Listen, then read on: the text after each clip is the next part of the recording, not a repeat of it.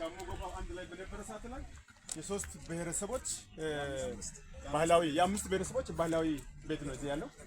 ጋሞ፣ ጎፋ፣ ዛይሴ፣ ግድቾ፣ ኦይዳ እነዚህ አምስቱ ብሔረሰብ አንድ ላይ ነበሩበት ጋሞ ጎፋ ዞን በሚባል አብሮ በአንድ ላይ በነበሩት አሁን ዛሬ ሶስት መዋቅር ሆነዋል። አዎ ስለዚህ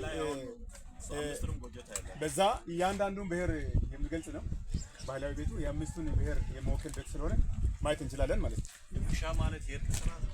ድቡሻ ማለት የጋሞ አባቶች መሰብሰቢያ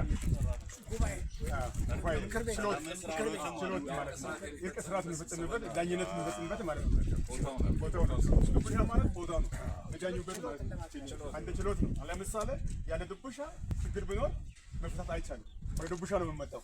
ድቡሻ ማለት ችሎት የሚያደርጉበት ቦታው ማለት ነው።